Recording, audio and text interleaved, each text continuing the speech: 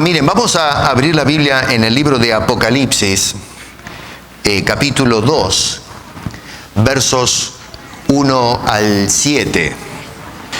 Y dice Jesús: escribe al ángel de la iglesia en Éfeso, el que tiene las 7 estrellas en su diestra, el que anda en medio de los 7 candeleros de oro, dice esto: yo conozco tus obras y tu arduo trabajo y paciencia, y que no puedes soportar a los malos, y has probado a los que se dicen ser apóstoles y no lo son, y los has hallado mentirosos. Y has sufrido y has tenido paciencia, y has trabajado arduamente por amor de mi nombre, y no has desmayado. Pero tengo contra ti que has dejado tu primer amor. Recuerda, por tanto, de dónde has caído, y arrepiéntete, y haz las primeras obras, pues si no, vendré pronto a ti y quitaré de tu candelero de su lugar, si no te hubieres arrepentido. Pero tienes esto, que aborreces las obras de los nicolaitas, las cuales yo también aborrezco. El que tiene oído, oiga lo que el Espíritu dice a las iglesias. Al que venciere, le daré a comer del árbol de la vida, el cual está en medio del paraíso de Dios. Padre bendito, te rogamos una bendición por tu santa palabra a nuestros corazones, porque te lo pedimos, Señor, en el nombre de Cristo Jesús. Amén. Muy bien. Dijo un poeta y novelista irlandés llamado Samuel Beckett: no existe pasión más poderosa que la pasión de la pereza. ¿Qué tal? Es para pensar. Te repito, no hay pasión más poderosa que la pasión de la pereza. El libro de Apocalipsis nos dice, no vamos a hacer un estudio de todo el libro, voy a hablar de las 7 iglesias porque creo que ya hace tiempo hablé acerca del libro de Apocalipsis, pero quiero revisitar el mensaje a las iglesias y darle otra vista, ¿no es cierto? Mirarlo desde otra perspectiva, porque pienso que mucho de lo que dice el libro de Apocalipsis tiene relevancia para la iglesia contemporánea.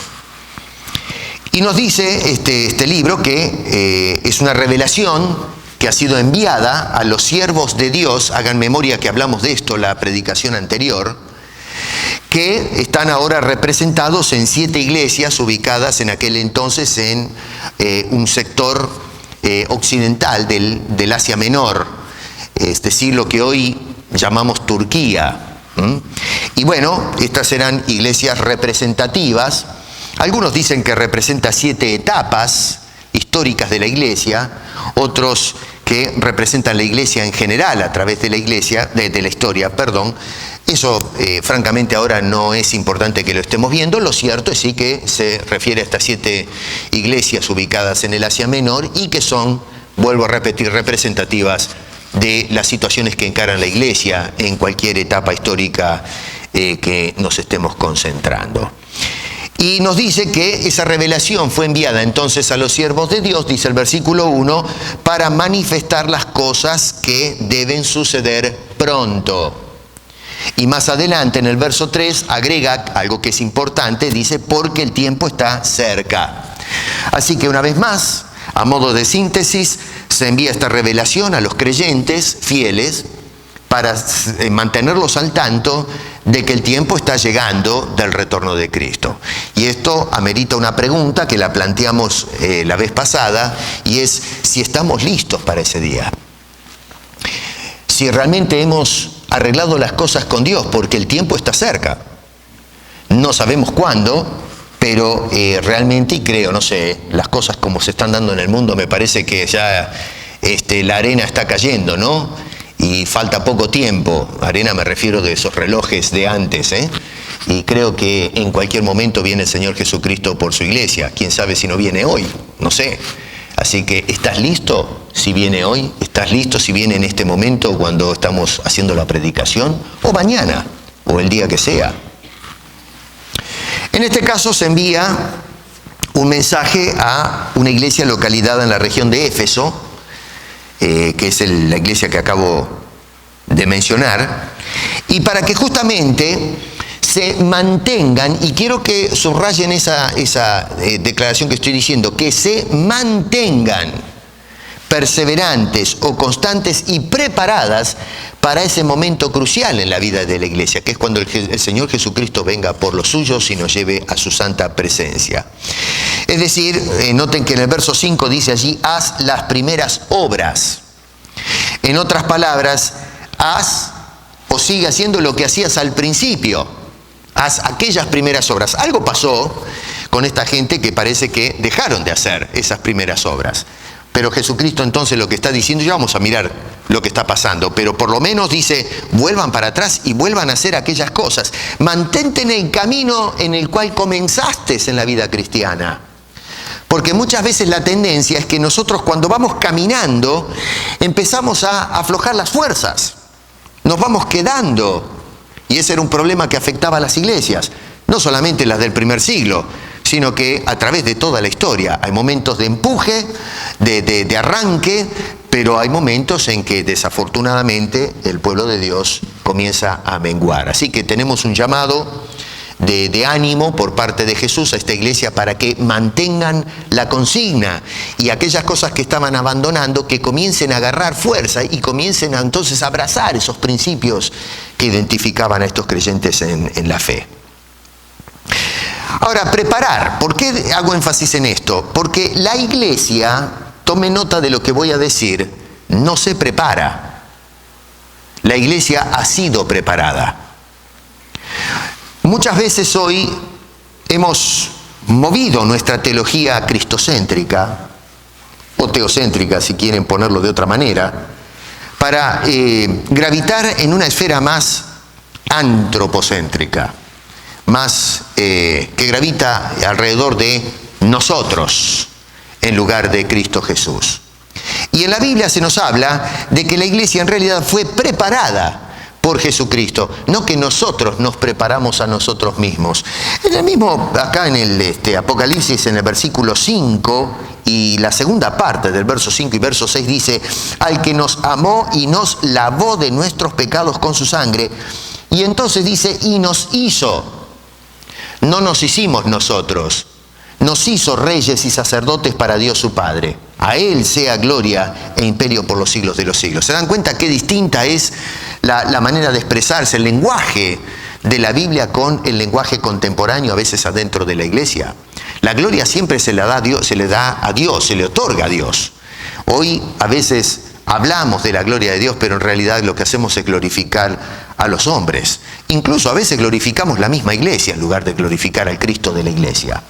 Así que notamos allí que no es por nuestra escogencia que decidimos ser reyes y sacerdotes, sino que Dios nos hizo a través de esa obra de lavamiento de nuestros pecados, reyes y sacerdotes. Eso es un tema que toca Pedro también en una de sus cartas, en la primera, donde dice que somos ahora un sacerdocio santo, un pueblo adquirido por Dios con el propósito de anunciar las virtudes de aquel que nos llamó de las tinieblas a su luz admirable.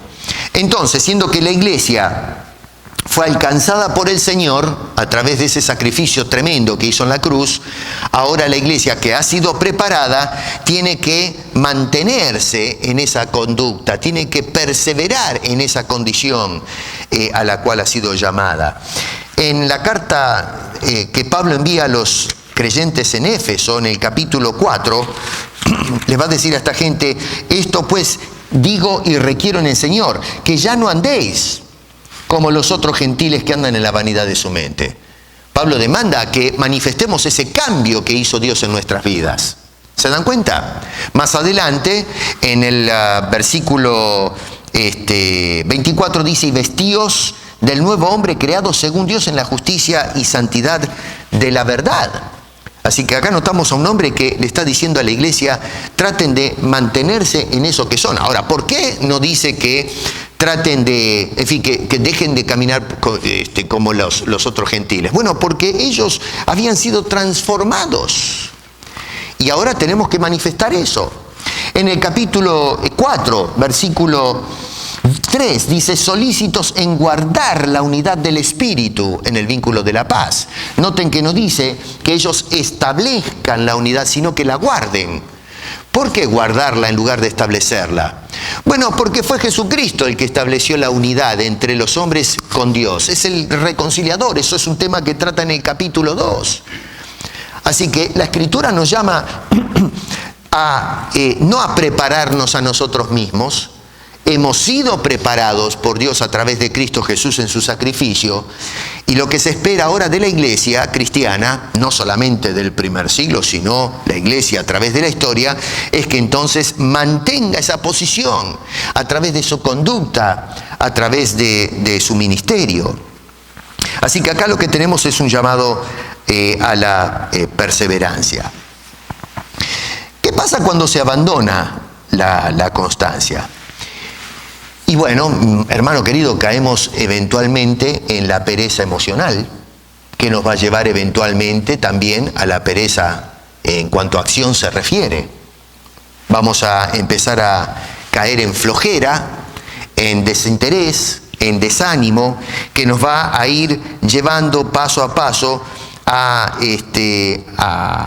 abandonar el empeño, el empuje por las cosas de Dios a través de la obra del Señor Jesucristo. Vamos a empezar a claudicar en el desarrollo de las tareas de nuestra vida cristiana. Ya no vamos a vivir apasionados por la obra que hizo el Señor Jesucristo. Bueno, y eso es lo que estaba pasando con la iglesia de Éfeso en particular, y es por eso que se le manda este mensaje.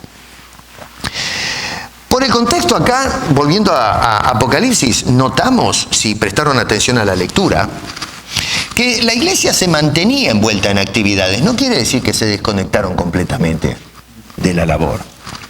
Pero ya empezaron a aparecer en los creyentes ciertos síntomas.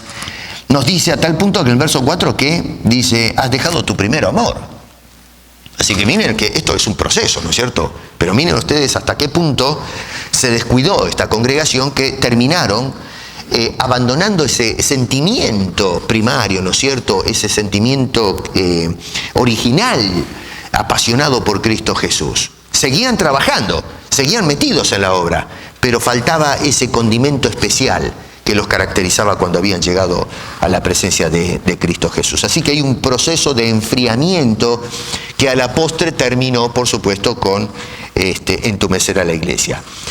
Mucho cuidado con esto, Yo pienso que a veces las iglesias pueden ser muy activas, pueden estar muy envueltas en tareas de todo tipo, pero puede ser que no se tenga pasión por Cristo. Cristo se convierta en una estampa que ponemos en la pared, en una fórmula en nuestras oraciones, en un nombre simplemente que tiene cierta significancia religiosa para nosotros, pero que realmente no motiva emociones en nuestra alma o en nuestro corazón. Cuidado, porque eso es un camino de descenso, de alejamiento y de enfriamiento que puede entorpecer eventualmente nuestro comportamiento como cristianos, como pasó con esta congregación.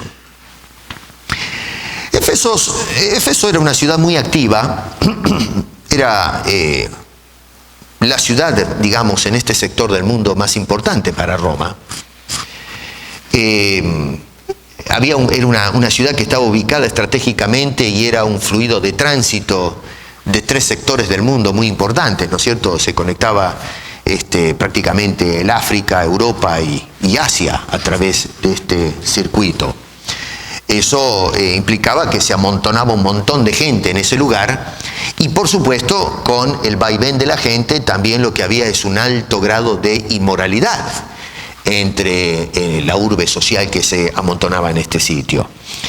Allí el apóstol Pablo justamente plantó una iglesia cristiana. Qué lindo es cuando el Señor va a esos lugares y lo que hace es poner un testimonio para el resto de la sociedad en tinieblas. Llegó una vez un joven llamado Apolos a ese lugar, empezó a predicar, un tremendo predicador y apologista, especialmente él defendía la fe cristiana contra los judíos, una parejita notó que había cierta deficiencia, no estaba completo todavía su preparación teológica, no entendía completamente el mensaje de la salvación y se acercaron, ¿se acuerdan de Priscila y Aquila? Y trataron de orientar a este joven y después de eso se convirtió, pero en un fenómeno, arrasaba con todo. Y tal es así que después en la ciudad de Corinto se armó una situación, muchos eran fanáticos de Apolos y eso generó cierta fisura en la integridad de la iglesia en esa ciudad. Así que ahí tenemos por primera vez, nos dice Lucas, a Apolos trabajando en esa ciudad. El apóstol Pablo plantó una iglesia, estuvo 2 años trabajando mediante la predicación y la enseñanza de los primeros convertidos. Pienso yo que un pasaje que resume lo que estaba pasando allí es capítulo 19, verso 20 de Hechos. Dice, así crecía y prevalecía poderosamente la palabra del Señor. Era tremendo porque, bueno, a ver, la ciudad de Éfeso era impresionante. Estaba el templo de Artemis o la diosa Diana en la cumbre de toda la ciudad. Hay una ciudad, se llamaba la Acrópolis, y allí podían llegar los transeúntes y mirar ese hermoso templo. Edificios preciosos. Pablo encaró algunas situaciones ahí, casi lo matan. Debido a que mucha gente empezó a convertirse al Evangelio, se trajo abajo un comercio, había todo un mercado en la construcción de templillos de la diosa Artemis o Diana, y bueno, los comerciantes solimentaron al pueblo y casi lo linchan al apóstol San Pablo en esa ocasión. Logró zafar de esa situación. Otro detalle también es que había toda una cultura de culto, de ocultismo, que también se estaba desplomando. La gente se convertía al Evangelio y comenzaron a quemar los libros. Así que estaban haciendo un impacto tremendo a través de la predicación del Evangelio de Jesucristo. Nacida la iglesia pasaron unos 40 años más o menos y Pablo escribe una carta a estos hermanos. Y comienza ya después de 40 años a haber ciertos problemitas en la iglesia de Éfeso. Y tal es así que, como indiqué antes, en el capítulo 4 tiene que decirle, os ruego que ya no andéis como los otros gentiles. Qué cosa terrible, ¿no? Que a un cristiano se le tenga que decir, no anden más como los paganos. Pero Pablo entonces tiene que reorientar a la iglesia y decirle, señores, acuérdense de dónde cayeron ustedes. Y comiencen a caminar otra vez como corresponde. Y ustedes van a ver en el capítulo 4 que luego hace una lista de cosas que tienen que abandonar los cristianos. Cosas que no tienen que mencionarse dentro de la iglesia. Así que Pablo manda la carta para hacer esos ajustes, para recordarles cuál es la conducta de la iglesia de Cristo Jesús.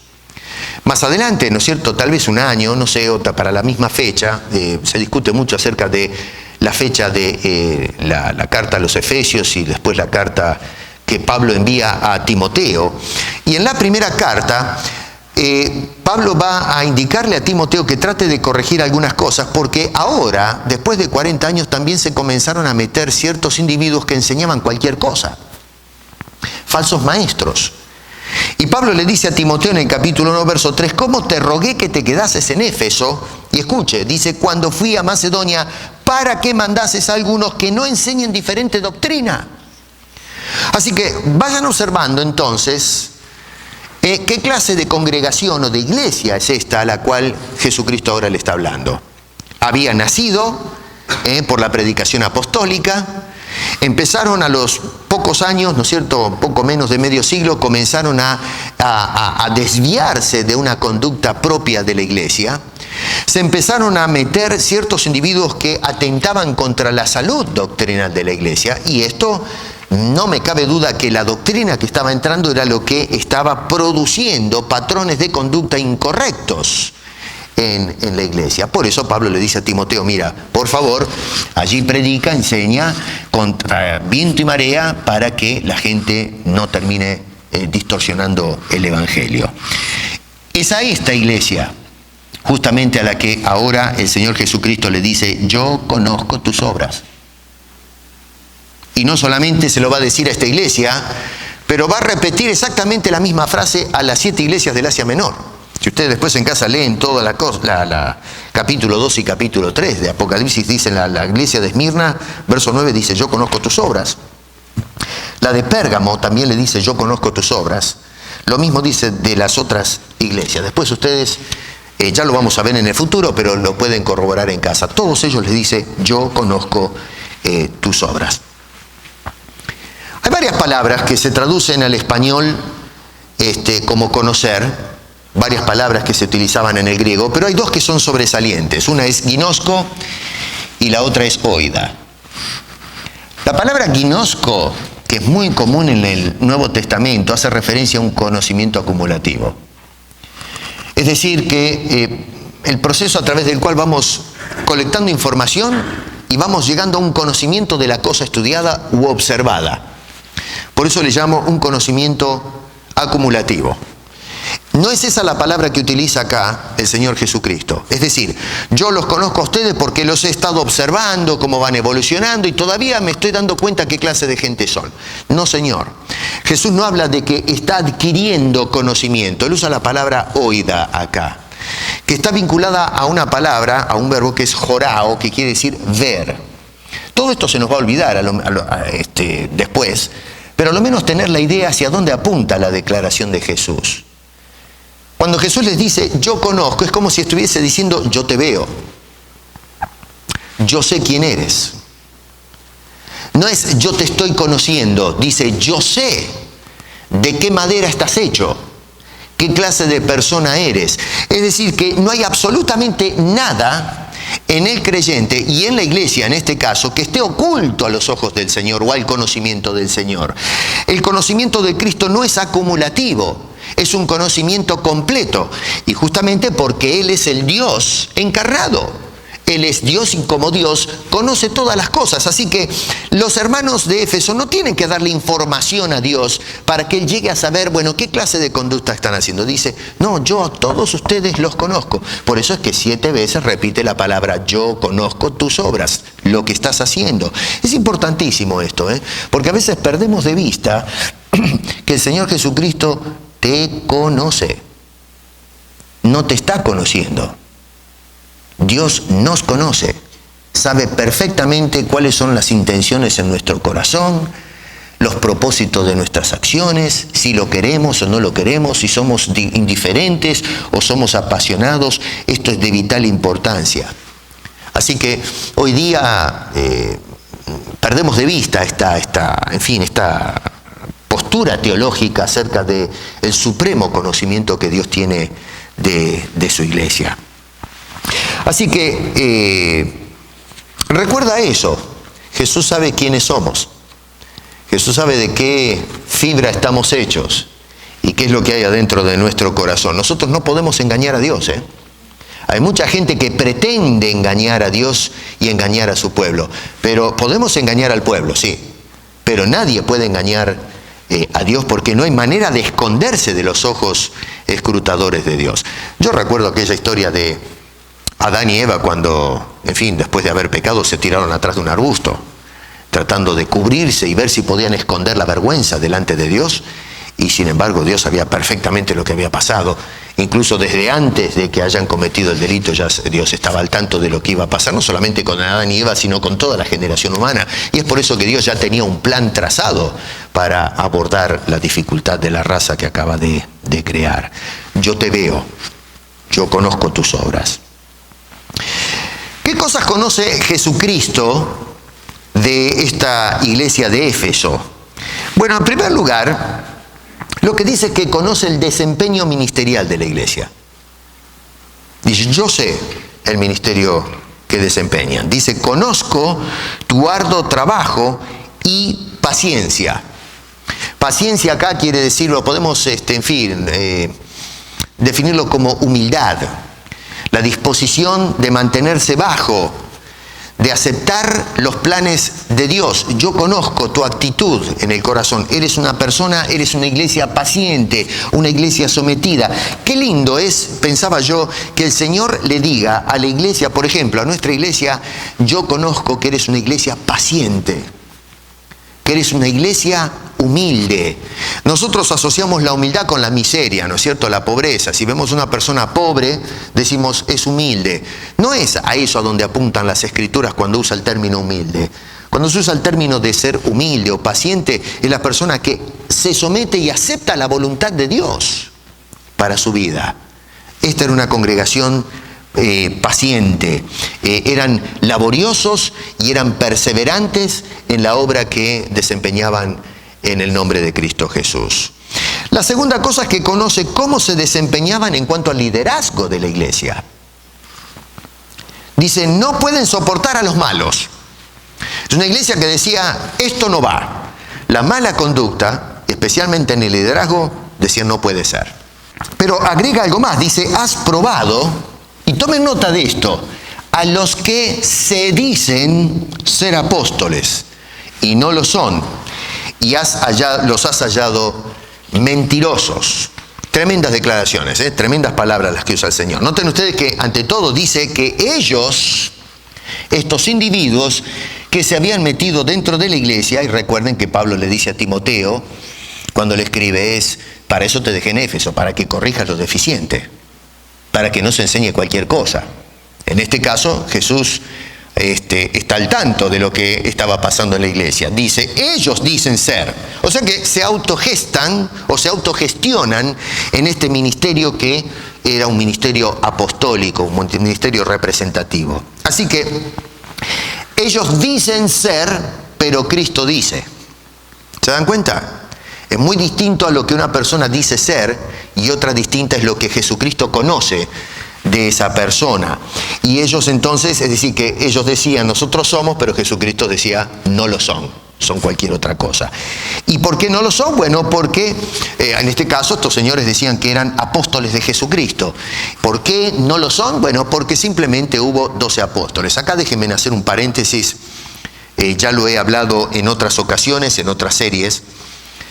Con este fenómeno apostólico que tenemos en el siglo XX y XXI, que es vergonzoso, y yo sé que los que van a escuchar, porque a veces me escriben y patalean y rezongan cuando digo estas cosas, pero francamente, si usted va a una iglesia donde el que preside es un apóstol, usted está en un lugar equivocado.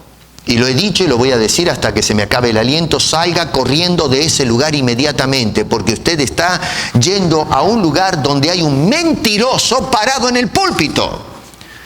La Biblia dice que hubo solamente 12 apóstoles y usted podrá patear y hacer lo que usted quiera, darle vuelta a la Biblia de adentro para afuera. Lo voy a decir hasta el cansancio.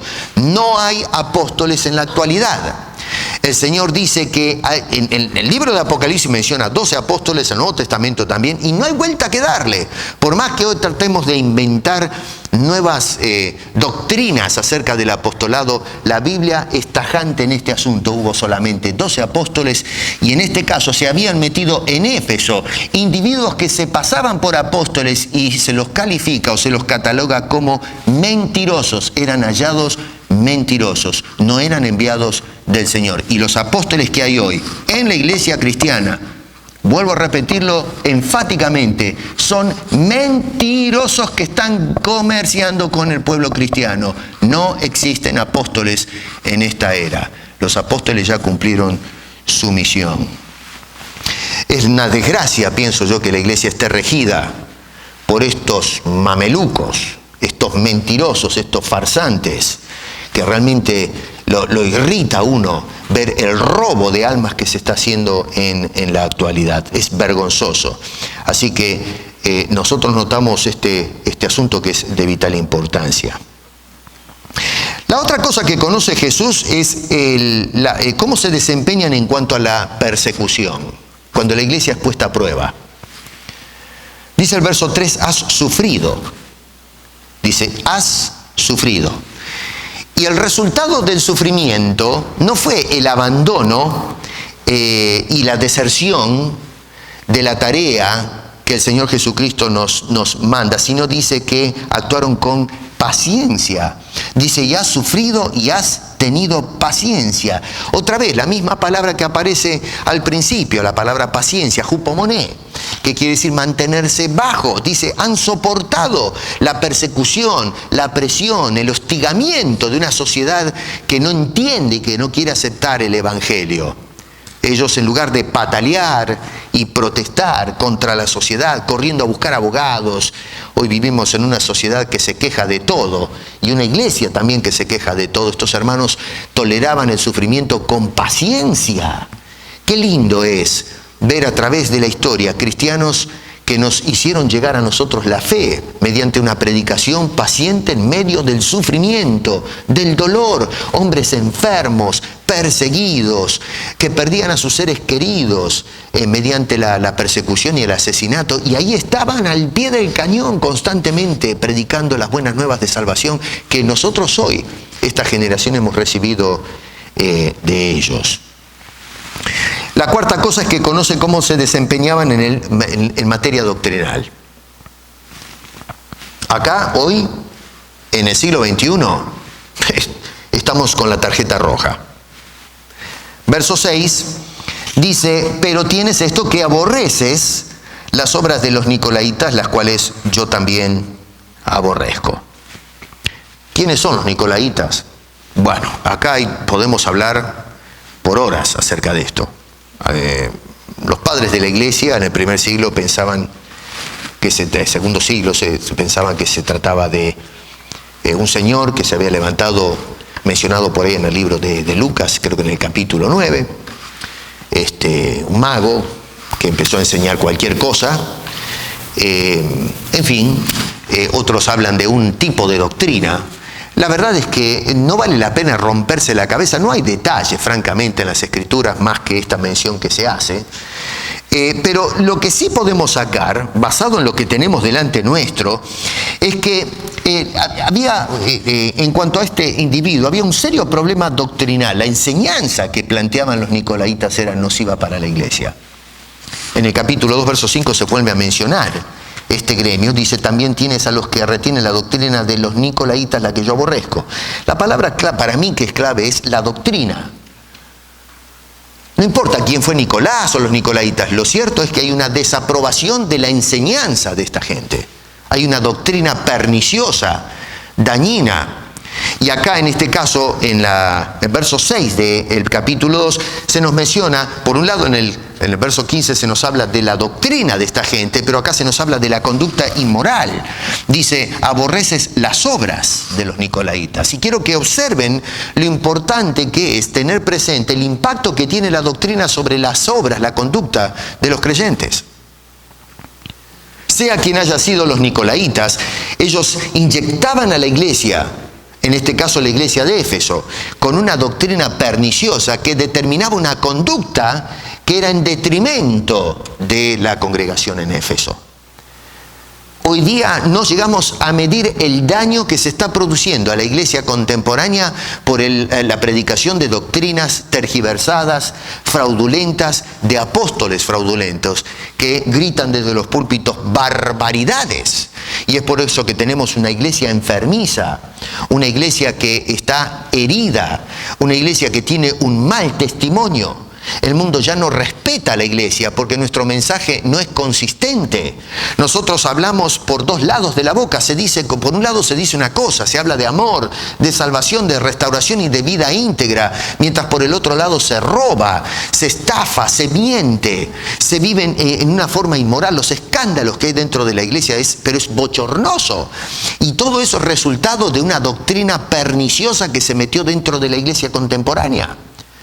Nosotros tenemos que tener presente la importancia que tiene de una doctrina correcta, porque la doctrina correcta es lo que va a determinar el tipo de conducta que manifestamos los cristianos en la iglesia, fuera de la iglesia, en la casa, como esposos, como esposas, como padres, como hijos. Todo eso va a estar determinado en base a la educación bíblica que estamos recibiendo. Y si es una educación incorrecta o fraudulenta, vamos a tener serios problemas en la forma en que caminamos a diario nuestra vida cristiana.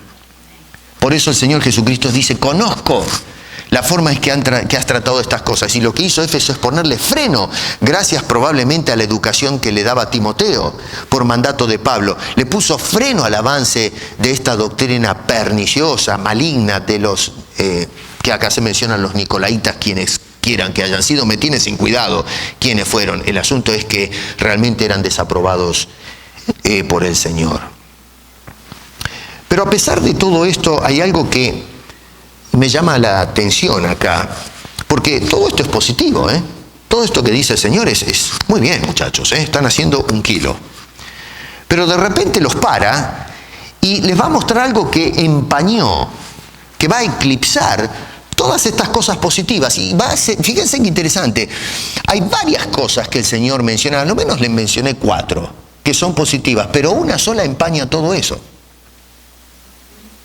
Si lo ponemos en la balanza, podemos decir, bueno, pero a ver, 4 cosas a favor, 1 en contra, todavía salimos ganados, ni siquiera empatamos, ¿no? Pero esta sola cosa que tiene Jesucristo en contra, lo que hace es empañar todas estas cosas positivas que manifestaba la iglesia de Éfeso. Dice el versículo 4, pero tengo contra ti que has dejado tu primer amor. ¿Qué me cuentan ustedes? Solamente eso, lo que hace es tirar atrás todo lo bueno y positivo que tenía esta congregación. ¿Qué quiere decir eso? Tú haces todas estas cosas y aplaudo que lo hagas. Pero el problema es que le falta un ingrediente que es fundamental para que tenga valor toda la obra de la iglesia, como un candelero en tinieblas. La pasión, el enamoramiento, el sentir lo que estamos haciendo. ¿De qué me vale a mí pararme en una esquina repartiendo folletos si yo realmente no tengo pasión por las almas que pasan alrededor mío? Que yo voy a la esquina a repartir folletos como se hace muchas veces en todo el mundo, porque en la iglesia, bueno, me tienen hasta acá con esto de los folletos, así que voy a ir así me dejan tranquilo. Y entonces me paro ahí a chupar frío o calor en la esquina, y le tiro el folleto a uno como diciendo, bueno, volvemos a la iglesia con la mano vacía. ¿Y cómo le fue? Y me saqué todos los folletos, mire que hice el trabajo. Pero realmente me estoy tragando 1 o 2 horas ahí, estoy hasta acá de que me hablen de los folletos, y entonces para que el pastor no me hable más de los folletos, entonces voy a ir y me lo saco de encima. Y entonces hacemos el trabajo, pero no tengo ninguna pasión por la gente. Le recito el evangelio, pero no lo siento. A veces nos sentamos a compartir el evangelio con alguien y le predicamos toda la Biblia. Le decimos de todo, pero realmente no tenemos el amor por un alma que se va al infierno. Invitamos a la gente a actividades sociales, comemos con ellos, pero realmente nos juntamos con los amigos. Uno de los defectos que veo en la iglesia contemporánea a veces, ojo, nuestra iglesia no está vacunada de esto, déjeme usar un poquito de autoridad pastoral acá. Tenemos la tendencia, quizás porque estamos lejos de nuestros países, de gravitar hacia nuestros compatriotas, con la gente con quienes somos del mismo país. Hay congregaciones que se forman de cierta, ¿cómo podemos decir? Ciertos gauchos, gente de cierto país. Nos sentimos bien los argentinos con los argentinos, los uruguayos con los uruguayos, los de Costa Rica con los costarricenses, y hacemos este tipo de elitismo dentro de la iglesia, que es lo que pasaba en cierto sentido con la iglesia de Corinto. Ellos seguían líderes, hoy nosotros seguimos personas de nuestro estrato social o cosas por el estilo. Y cuando caemos en eso es porque realmente no me interesa el otro. Si no pertenece a mi círculo, no es de los míos. Lo tratamos los amigos porque, bueno, es un hermano en la fe, pero realmente no nos interesamos por esa persona. ¿Y saben por qué sucede eso? Porque no tenemos pasión. Cuando nosotros aceptamos a Cristo Jesús, pero nos palpitaba el corazón, reventaba el corazón de afuera de nuestro pecho. Salíamos, cantábamos los coros que aprendimos. Íbamos por la calle contándole a todo el mundo, mira, ¿sabes lo que me pasó? Te voy a contar, yo quiero que te sientes acá porque tengo que compartir contigo este fenómeno que pasó cuando escuché el evangelio. Ayer me predicaron esto y hablaron todo acerca de mí y fui salvo, fui liberado. Pero esa pasión, eso que es contagioso, es virósico, se ha ido disipando poco a poco. ¿Y qué cosa? Porque hacían el trabajo, pero faltaba el condimento. Qué distinta sabe la comida cuando falta sal, ¿no? Algunos se acostumbran, pero nosotros queremos ponerle la sal. Yo ahora yo tomo mate. Saben lo que es el mate, ¿no? En mi país, en el sur, tomamos mate y he aprendido a tomar el mate sin azúcar. Y sabe muy distinto el mate con azúcar o sin azúcar. Es diferente. Bueno, a veces nuestra vida es una vida sin azúcar, sin sal. Le falta el condimento, le falta eso que le da sabor. Eso es lo que estaba pasando con esta gente. Y la razón del por qué perdieron ese sabor es porque se abandonaron ese enamoramiento inicial con Cristo Jesús. Iban a la iglesia, vuelvo a repetir, hacían todas las tareas, pero se quedaban cortos. ¿Cómo está tu corazón? ¿Cómo está tu vida? ¿Estás enamorado todavía de Cristo? Hay muchas parejas que viven 20, 30, 40 años de casado y ya no sienten lo mismo que sentían cuando se enamoraron. Cuando los hombres miraron por primera vez a la novia y se les cayeron los soquetes, ¿no? ¡Qué mujer! ¡Qué bombón! Ahora la miramos y decimos, ¿dónde está mi bombón? ¿Qué pasó? A veces insisto en que cuando éramos novios íbamos de la mano y a veces tan apretados que no pasaba ni la luz entre los dos. Ahora el hombre va a 5 metros adelante y la mujer con la lengua afuera corriéndolo a ver si lo puede alcanzar.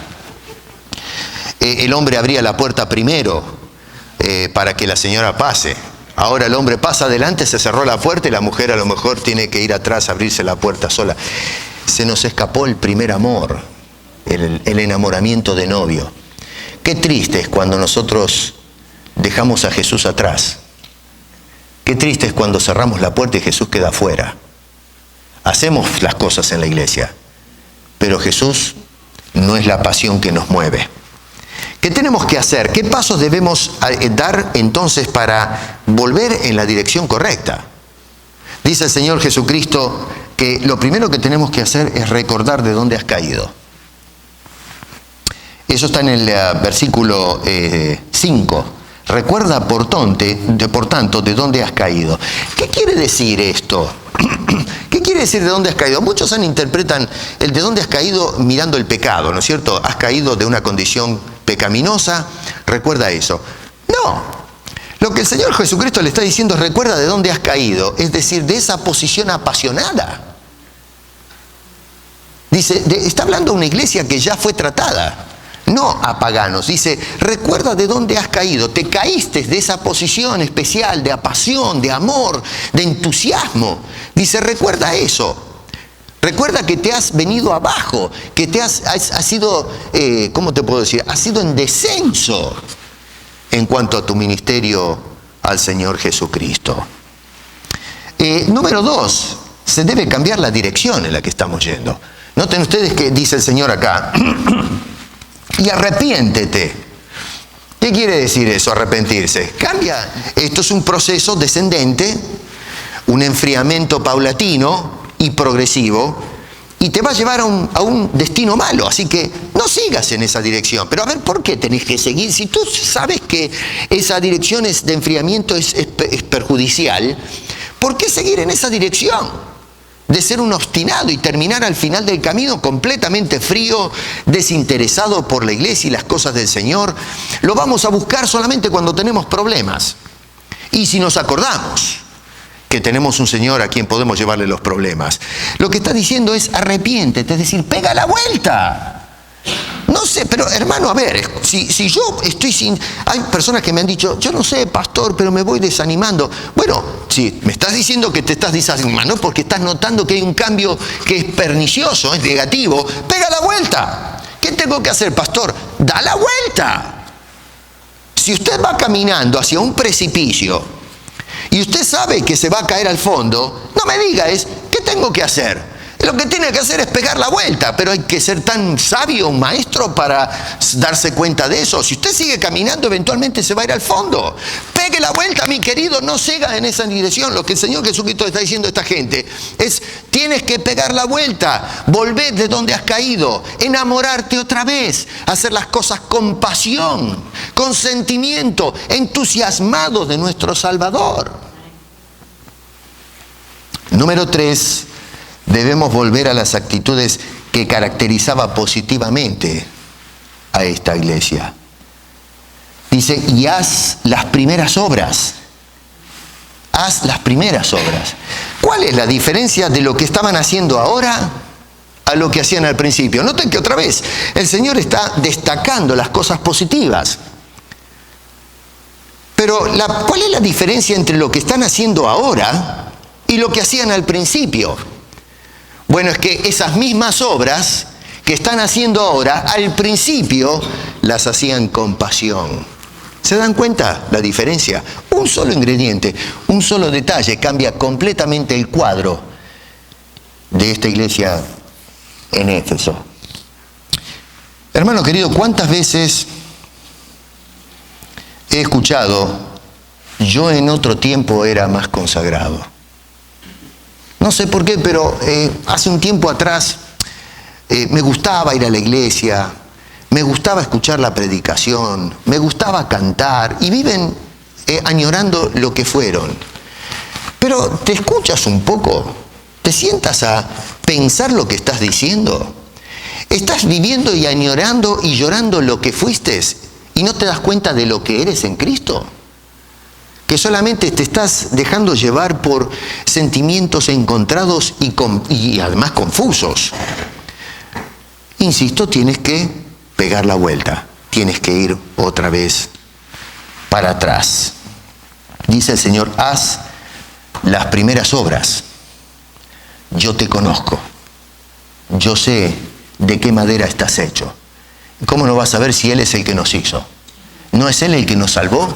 Estábamos muertos en delitos y pecados y Él nos otorgó la vida. ¿No dice en Efesios somos hechura suya en el capítulo 2, verso 10? ¿Cómo no nos va a conocer el que nos hizo? Pero por favor, por eso nos está diciendo te conozco.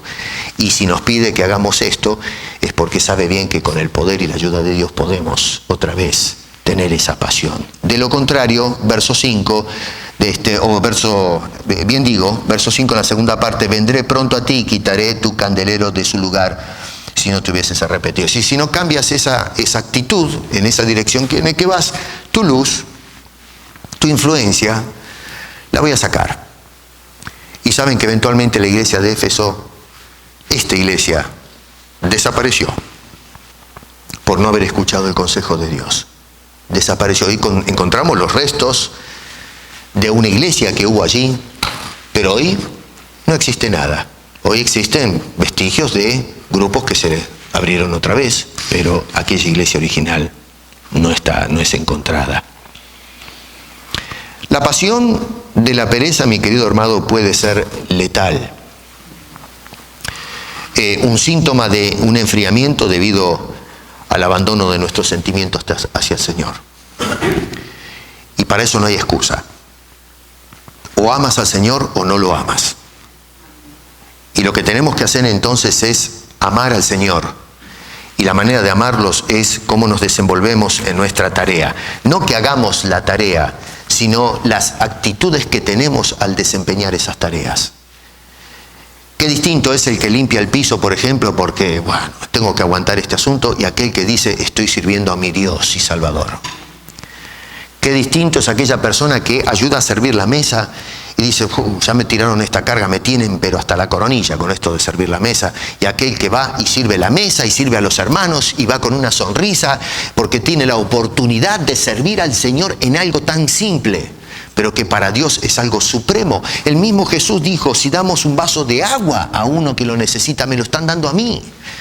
Qué lindo es cuando podemos hacer eso, de servir a Dios con pasión, con entusiasmo, amando al Señor, como lo hicimos desde el primer día que Él nos amó a nosotros y nos presentó el Evangelio de salvación.